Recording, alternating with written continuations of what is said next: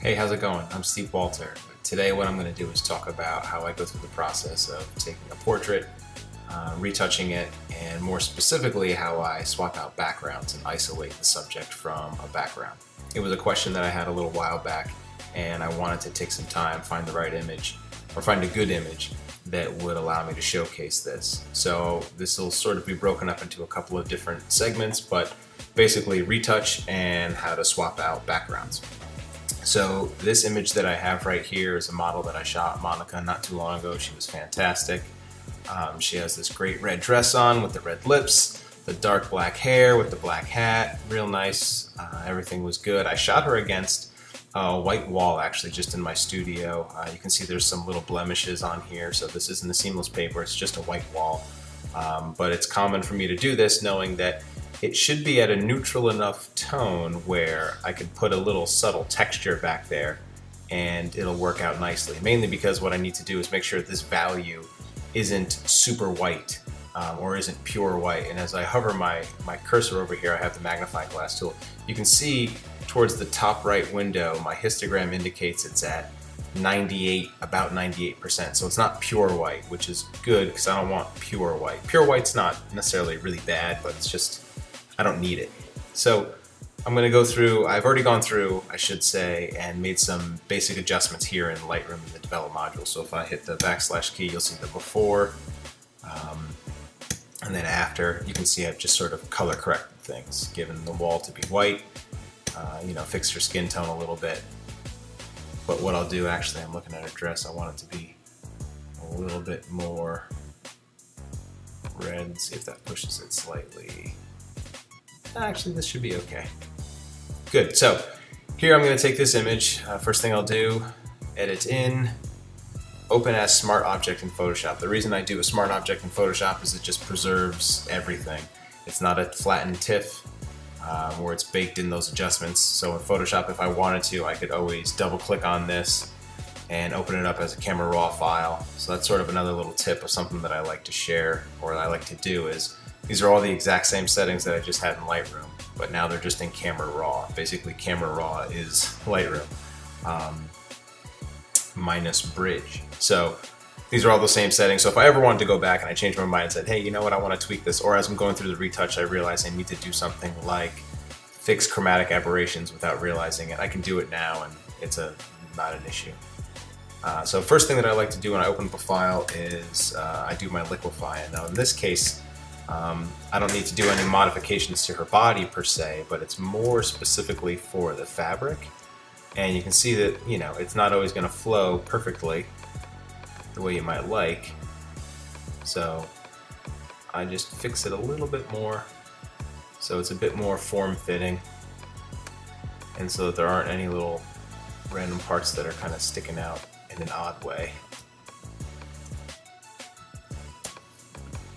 Now I could go in here and really tuck it up right to her waist, which I'll just do a little bit of. Again, not with the intention of going crazy, but just to adjust the fabric a little bit. Tweak this arm a little bit here too. So just things that might be a little bit distracting. For the most part, it's okay.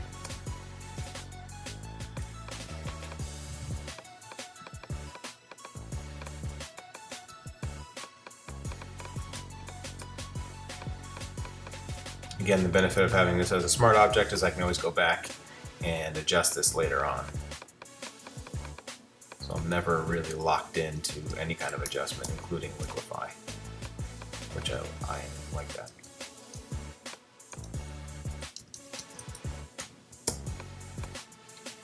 Good. Fabric looks good. Actually, let me just move my legs slightly here. And hair is the other place where I'll come in and adjust it a little bit. Slightly fuller. She was spinning and moving, so it was good. Some hair was kind of flowing. I'll tweak this just a little bit.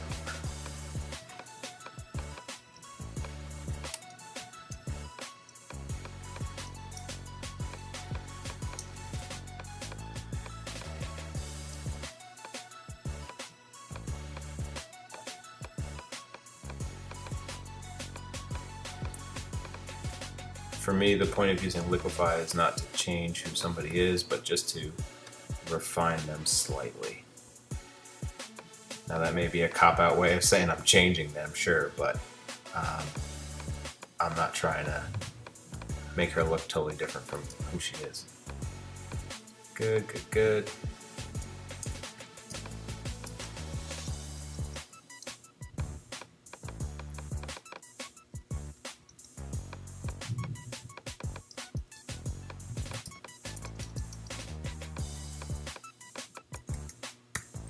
Cool. So before and after, again, nothing that I would say is major. Okay, so next what I do is the retouch. So I can see immediately there's a couple things I need to do. I got to get the label out of the hat here. I have to adjust her skin tone here on those lighter areas. I always like them to match. I want to clean up her knee a little bit here so it's not as dark and red. I'll go through and just do, I don't really need to do much to her skin. There's, looks like a scar here, flyaway on her hair, here. So subtle little things, I'll do that now. I make a new layer, call it clean, and that's just my cleanup layer. I go to the, this guy, what is it? Healing brush tool. I like the healing brush tool because I have control. I can hold option, sample, and then paint in the areas that I want it to heal.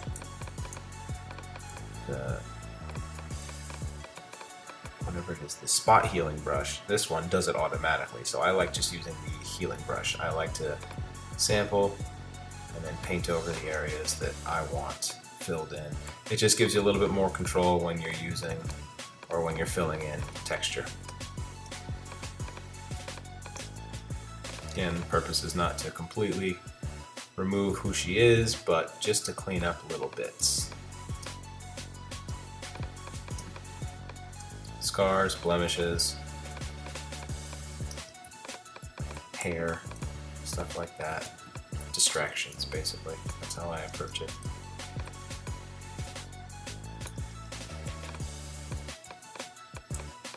And the point is not to do so much that when someone looks at the image they say, hey, you retouch this. My goal is that if someone can't tell, then I've done my job.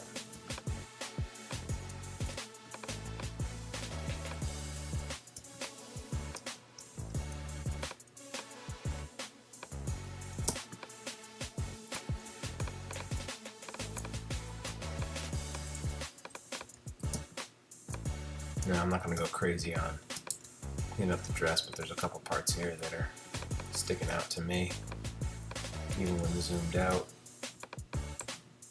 Little fuzzies.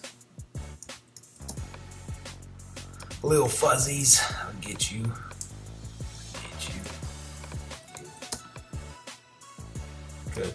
Before, what I wanted to do was make this dress a little bit more red. It's kind of going on the magenta side. It may be hard to tell on your screen, but I want to make sure it's nice and red, orange red. Just got a little scar here. Get you.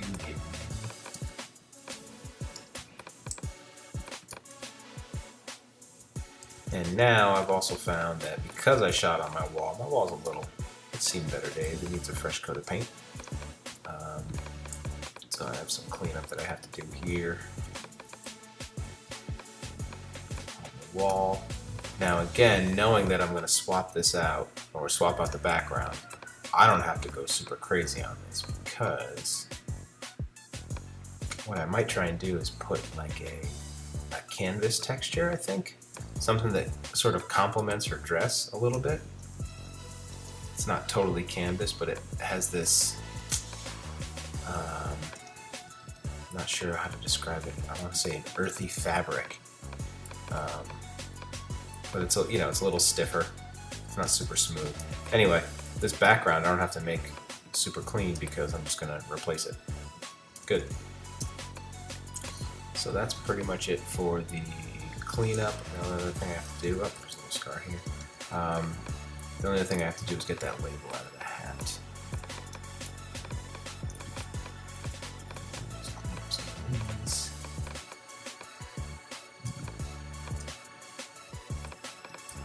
fuzzies on here. And now this one in the hat might be a little bit tricky because it meets here on a line. So a lot of times with this tool, you have to start using a line to replace an existing line. You should be okay to do that. So just do it in stages. This is pretty much all black, so I should be able to go right over all of it. Not much issue. Added in a little bit of the elements, so just clean that back out. Good. Cool, so before, after, you can't even tell the, the cleanup stuff because it's so zoomed in. Plus not a lot was needed. So the next thing is to go through and clean up the skin here, the skin tones. So I go down to an adjustment layer of selective color. Selective color, now I need to isolate these. And typically it's going to be within the red or magenta realm. I'm also noticing here this reflection of red on her arm. I might want to clean that up. I might want to also just leave it because it's a natural reflection, but we'll see. So reds, and again, right now I'm focusing really on her hand here, this hand down here, kneecap over here. So what I want to do is pull out some of the magenta. Also, I want to make sure this is at an absolute setting, not a relative setting. Absolute setting, pull out the magenta, add in a little bit of yellow, pull out some cyan. And right now it's adjusted everything that's red. So it's gotten her dress, it's gotten her lips, it's gotten all of her skin. So I can ignore that for now because basically what I want to do is just invert this mask because white is pretty much saying show all of these adjustments that I've made. So with that mask selected, Command I says invert that. Now you can see everything's gone away.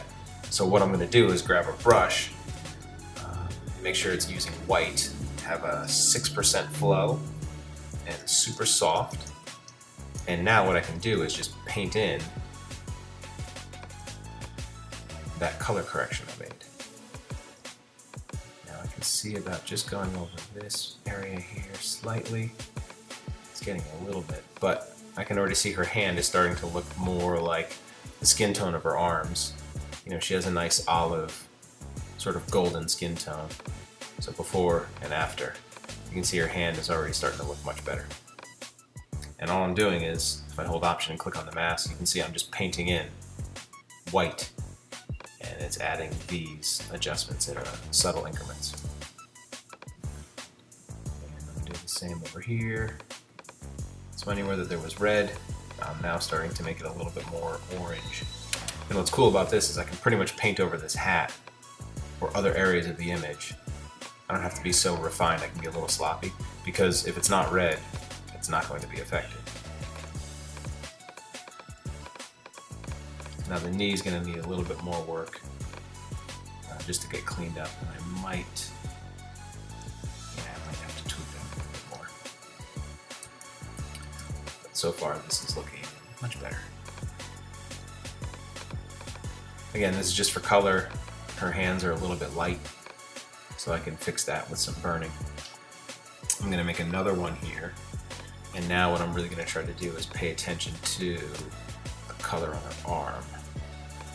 So I'm going to add in some cyan. I'm going to pull out some magenta. I don't want it to go too orange. Pull out some black. If I invert it, start to paint over it. You can hopefully see that cleans that up a little bit.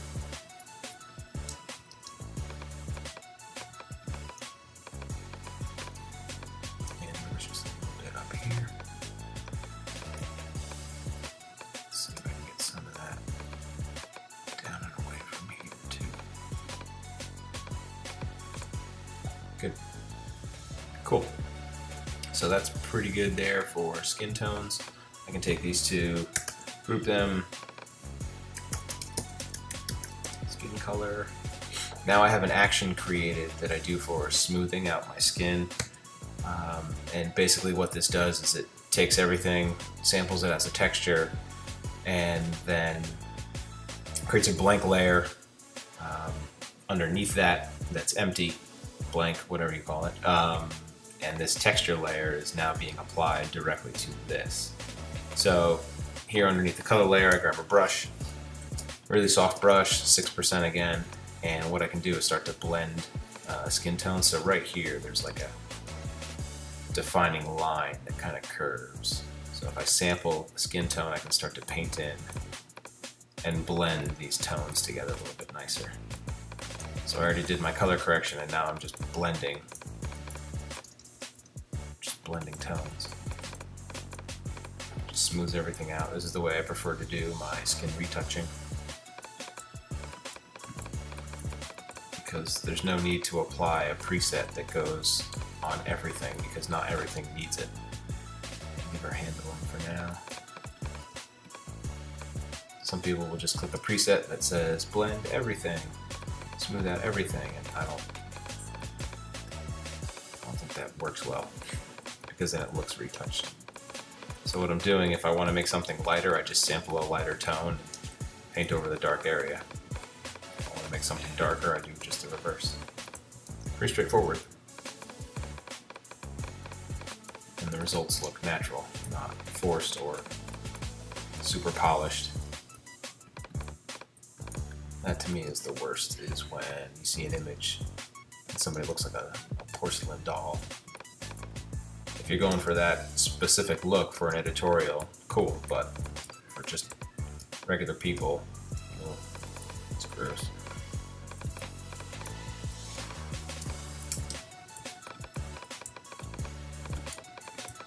Again, I'm not sampling any texture at all. This is all just color work.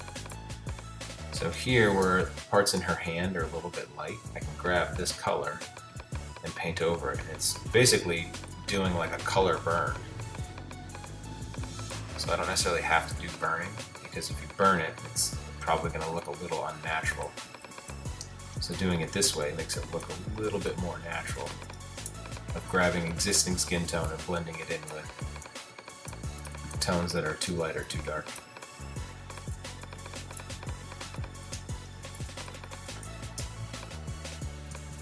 Now down here in her knees, this is where I'll have to pay a little bit more attention to what I'm doing. Because as you can see, if I sample the light area, I can paint it right over that dark area and blend it in nicely.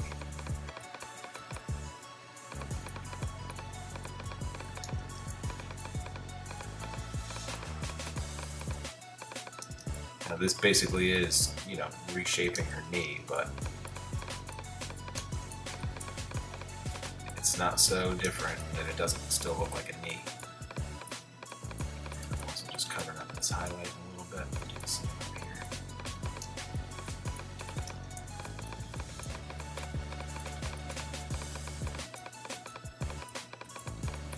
A lot of sample and color, sample and color. There are parts here where, little bits of blotchy red show up, some blood vessels that are closer, I guess, to the surface than others. I'm no biologist, I don't know. But all I do know is that I can easily get rid of them in a natural way without forcing it.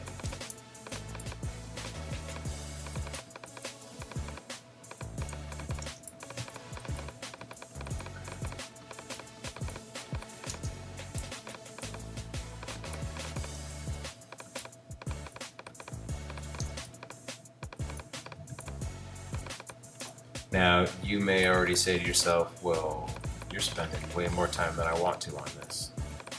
That's cool. Don't do it.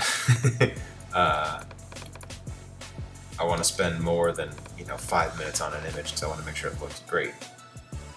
Some people don't want to do that. That's totally fine. Nothing wrong with that. This is just the way that I approach it. It may be a little meticulous, but I think it's going to make for the best looking image in the end. And that's what I'm always going for.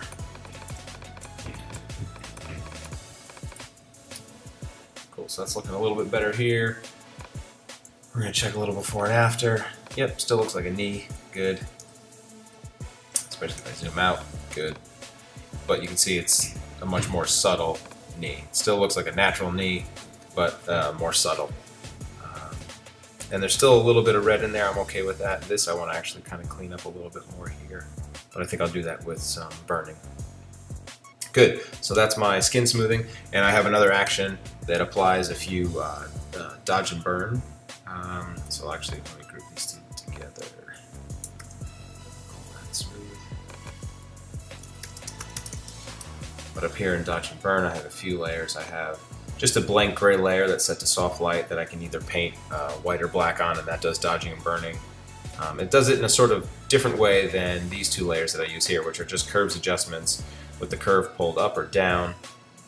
For up is dodge, down is burn. In this case, I'm going to start with burn, so I just need a white brush to paint on that mask, and I want to see what I can do here in the hand. And just basically, over the areas that were too light, paint back in a more moderate exposure. Again, keeping in mind her overall skin tone. And then the other thing that you can do with burning is basically just add depth, and the same with dodging. And what it does is it will start to take distracting elements and kind of push them towards the background, on top of, you know, providing depth. So like under her arms, I can add more depth. But if you make something a little bit darker, the eye naturally sees it further away, or it's, you know, less pronounced, so you can kind of push back things that you don't want to be as prominent. Interior of this hat.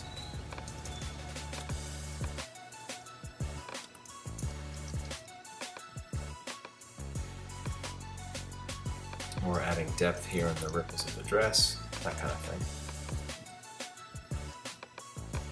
It will let you do the nice contouring in the makeup, which again, she doesn't need really any of that at all. The makeup artist was great, so I'm not worried one bit about this stuff. If anything, it's just going to be to start to tone down elements.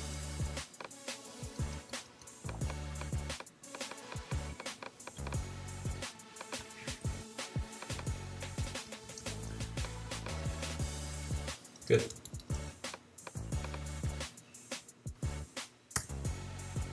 Yeah, her hand's looking much better now.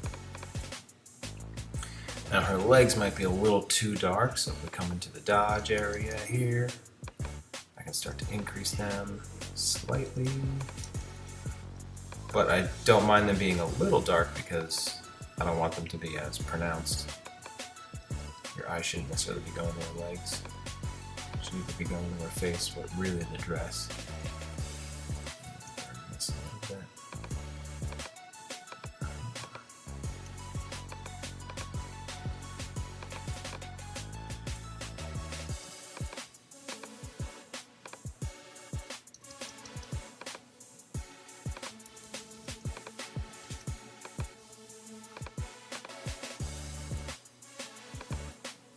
I'm just sort of adding some highlights.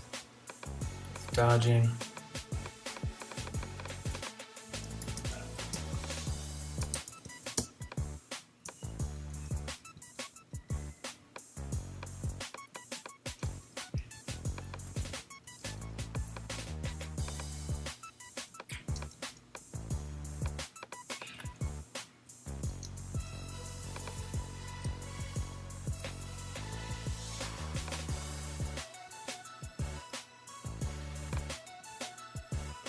Now I'm looking at her skin, looks slightly yellow, so I think I'm going to add in another, and I'm going to come in here yellow, and I'm just going to pull this down like 3%.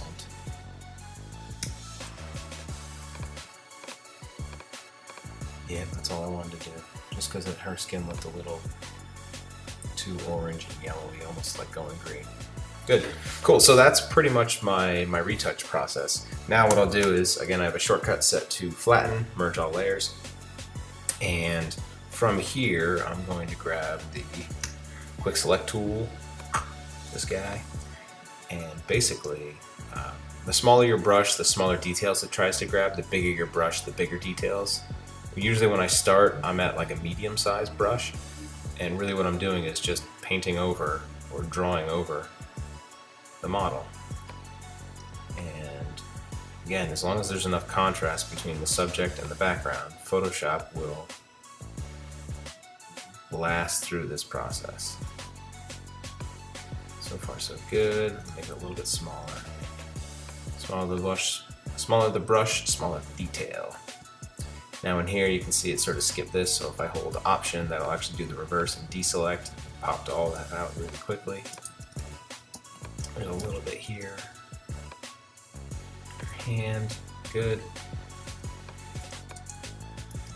So far so good. Now, up in her hair is really where the trick comes in. This is where it can get sneaky. So I have this, still, the selection is still there, but what I'm gonna do now is go up to Refine Edge, and you can see I have mine set to use the overlay mode.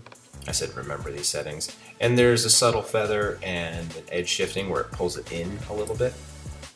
These are just settings that I found work for the most part on most images. If I have to, I'll tweak these, but this is usually where I leave it. And what I'll do is paint in the areas where the hair was not selected very well, meaning the background, or really the hair was being eliminated. It wasn't including the background. So here, we'll try this, and hopefully there's enough contrast. Yeah, pretty good. You can see in here it's a little bit of hair, so what I'll do is I tend to start by painting out in the background.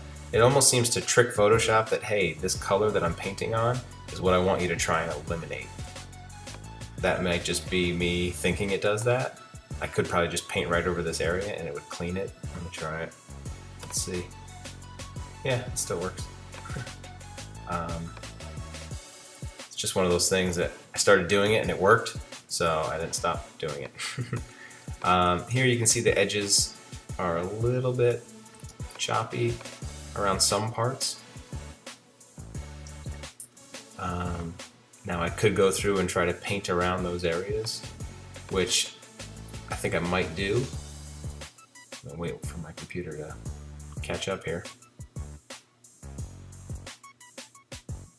It's a good water break, right? Whenever this is done.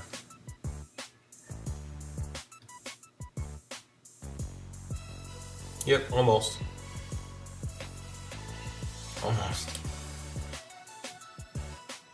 There we go.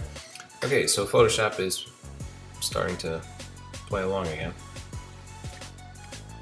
Just gonna undo that last one. So here I'm just gonna leave it. I'm gonna say okay, because for the most part this is fine. This is all I need for swapping out the background. So I'm gonna say okay to this. And now I have it set to automatically create a mask. Now this mask, I'm actually not going to keep it on this layer. I just create this layer so I can make the selection. So what I need to do now is find a texture layer. So I'm going to pause for a second, find a nice texture that I want to use, because that might take me a couple minutes to do. And then I'll come back with the texture added in. So here I found a pretty nice texture. It's a canvas, very subtle texture. And I want to use this as my background. So what I'm going to do is just scale it up, and I've downloaded a whole bunch of textures over the years, so I just had to dig through and find one. This one looks pretty good here. Now remember what I said, that this mask is on this layer, but I'm actually just going to drag it right on top of here.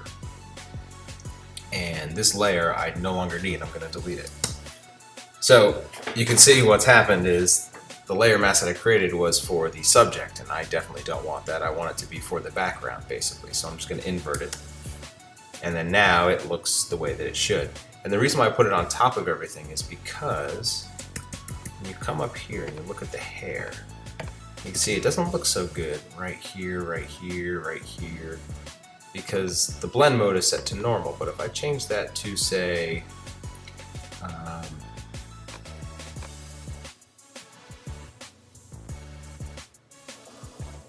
multiply compared to normal. Normally my go-to is overlay or soft light, but the background's a little too bright for that. So if I go into a multiply, you can see it really starts to blend in nicely with the hair.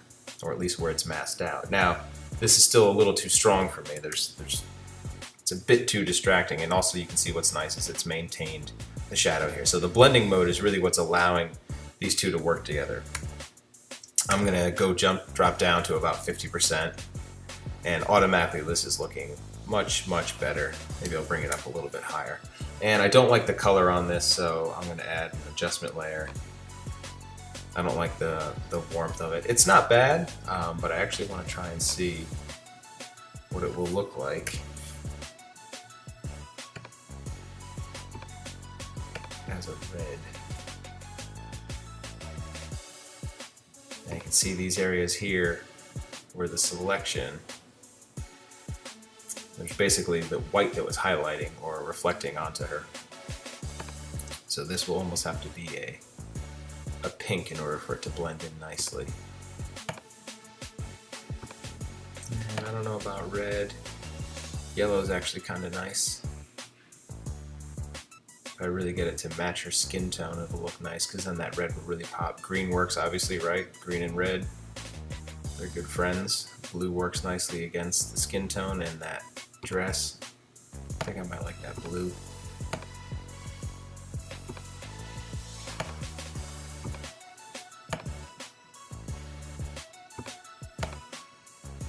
Color theory is your friend. Purple, nah.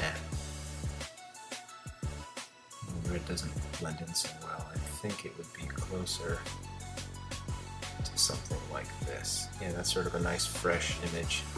Really lets that red pop and her skin pops. We'll boost up these colors just a bit more. Good, I think I like that. So, I just took a hue saturation layer and placed it on top of this layer here, which is just my background texture. So we'll just call this texture. And that's it. That's just adjusting the color of that. Now, if I wanted to come in here in those certain areas where the mask is not ideal, or it's just not blending in right, like right over here along these edges, what I can do is select the mask, grab a brush tool, and I'm going to set my brush to overlay. I scale this down, I'm going to switch over to a black brush. What I can do, let me increase my flow. Start to, oh, I'm sorry, I need a white brush. I can start to paint in, and it starts to fix those little fringe areas of the mask. Because basically what I'm doing is I'm painting over with white to increase the contrast of this mask edge. And clean up some of these parts here. Now I have to be a little bit careful, because what it's going to start to do is introduce some blue into her hair, which isn't necessarily bad, because if I want to really sell the effect, there would be some blue coming through, right? Her hair would show some of that. Drop this down a little lower flow.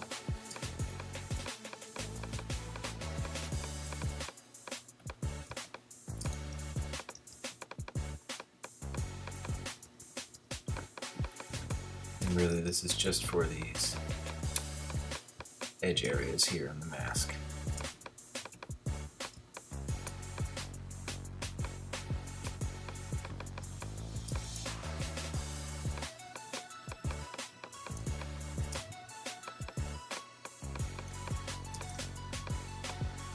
This isn't needed, but I'm just doing it to refine this a little bit better, because I have such an extreme difference between the original background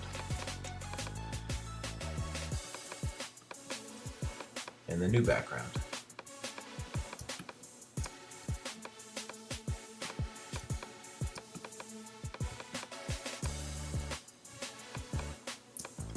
Now, one thing, if I really wanted to, I could add a new layer that basically adds a sort of, you know, blue cyan kind of glow around the edges. I probably won't go that far into it, but what I will do is add some color effects, basically, that will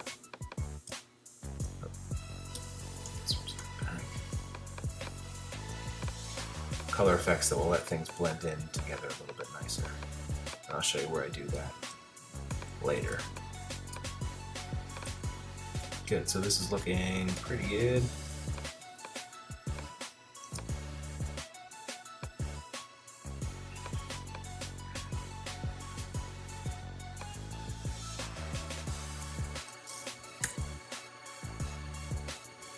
And I might paint in just a little bit of blue,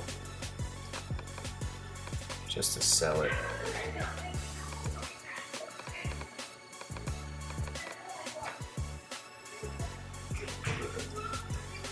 Because there should be, if she was standing against that, oh, those are my neighbors outside. I think ballet lessons are done.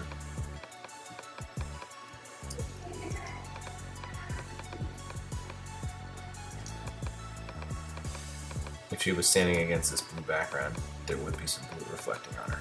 So that's why I'm just going through doing some more of this. Because she was standing against the white background, white reflected on her, which is fine. Cool. Can even go in here with my burn and burn in a little bit more of this, just so it's not as separated.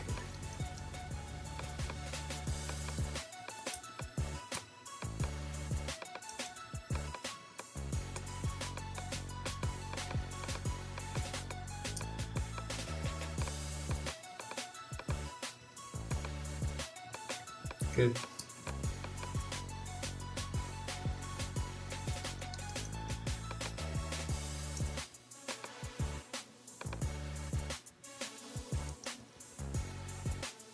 Cool. Now the one other thing that I was going to do was adjust the color of her dress slightly, so I think I might try and do that. Pull up here, come over to my reds, and push this just slightly closer. Let me see if I can even find if it is in the magenta realm.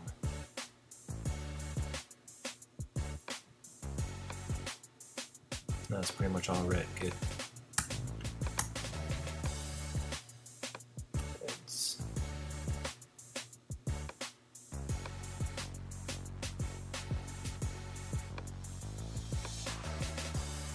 Just to really get it on the red that I want. Yeah, like that.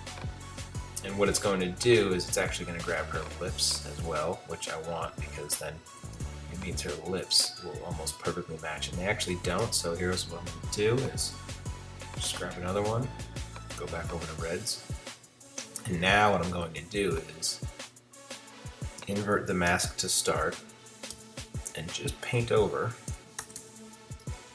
her lips.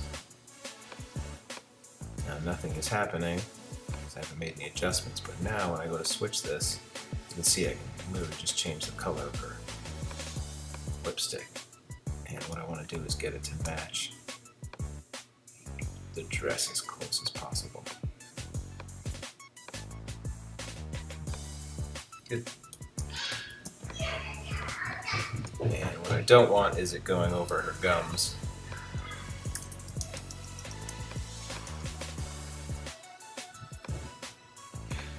So it should just be over her lips.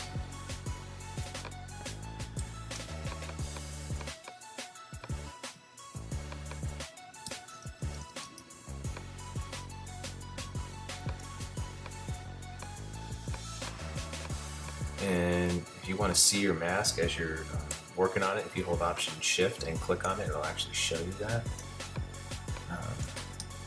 Similar to the way that it will in Lightroom. This is just a way for me to visually see the mask that I'm working on. Good.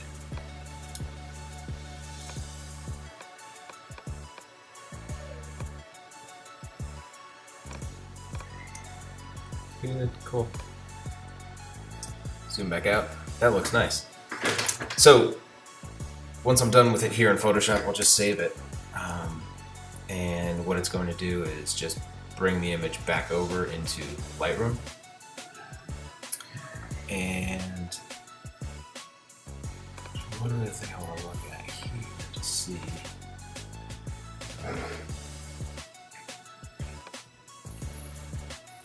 I'm getting a little bit of a greenish because that background, this shadow was originally yellow. So what I want to try and do is correct that ever so slightly. So I'm going to grab another hue saturation layer. I'm going to grab this mask and put it on top of that. And then I'm going to invert that mask and then desaturate that layer. Now, let me invert it back. Yeah, that's what I wanted. I should have just left it as it was. So now you can see what I've done is basically desaturated the background, so it's completely grayed out. So if I just go back to the original image, that's all this layer is doing. Because I have a mask around her, it's just saying anything that's surrounding her, the background, just desaturated. And I'll actually pull it up slightly. Now when I add in all this stuff, it allows me to call this shadow.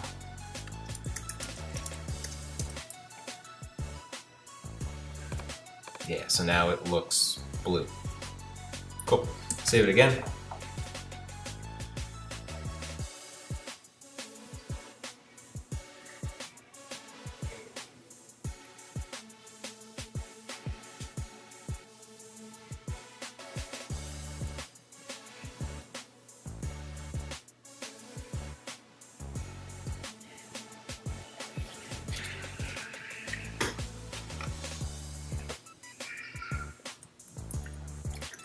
Okay, water breaks over. We're gonna pop back over. So I'm just gonna close this, pop back over to Lightroom. And here you can see, so again, remember the original, here's where we are now. Pretty big difference. And now what I can do is I can come through and start tweaking again here if I wanted to. I don't think I'm gonna do too much. I'll add a little bit of clarity. Maybe not even that much. I'll have like 5% in here. My tone curve is usually where I'll come to sort of do my toning overall, and if I want to, we can start to give it a bit more of a faded look, because I think this image lends itself nicely to that.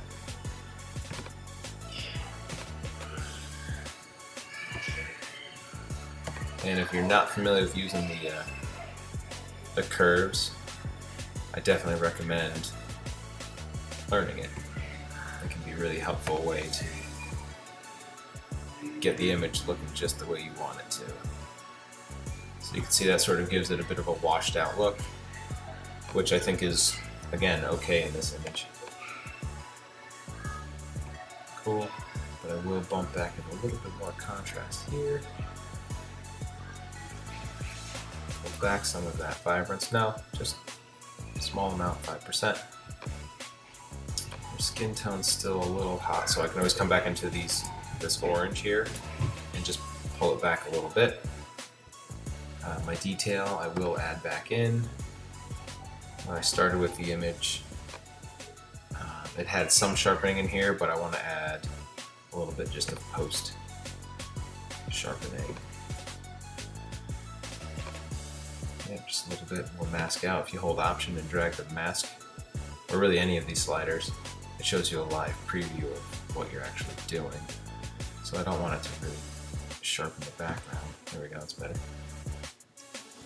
And if I wanted to kind of blend this all a little bit more together to sell it, if I come into the split toning, I can really start to grab some of these colors. So now what it's doing is it's adding in this shadow color to the entire image. And if I want something a little bit more like this, you can see it's starting to have a bit more of like a vintage feel, which I think works.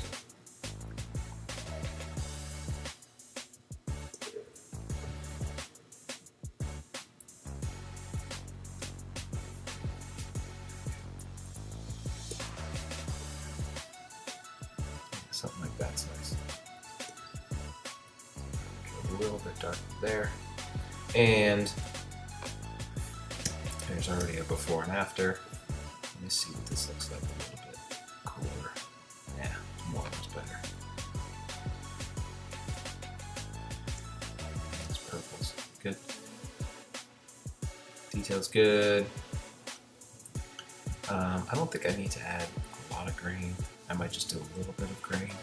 And what that's going to do is put a little bit of texture in the background and texture in the skin, again, to help blend in this composite if you're viewing it at 100%, that is. And now what I'll do is just throw in a little vignette because it works for the image.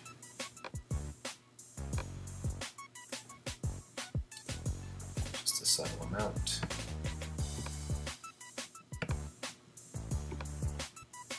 And when I do my vignettes, I try to have them match where the light was coming from.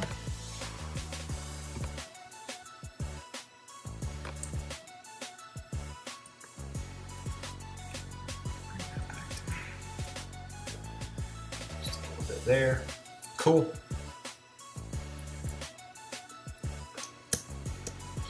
So that's before and that's after. Again, nothing too crazy, but just little subtle amounts that I think help refine an image. I'm gonna really get that red to pop now.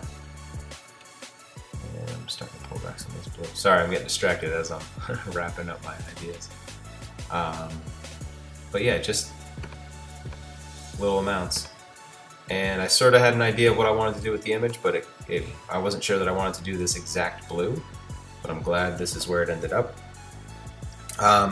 So yeah, that's how I go through retouching and adding in the background and doing my final production or processing of an image. If you have questions, feel free to reach out to me for sure. Look for my images on Instagram. I'm at Steve Walter Photo, and definitely hit up the Project Shutter team at Project Shutter CT. I'll be posting more stuff there. There's images that get posted there all the time. Inspiration for Connecticut-based photographers, New Haven-based photographers, and just photographers in general. So yeah, any questions, let us know. We'll be here. Thanks.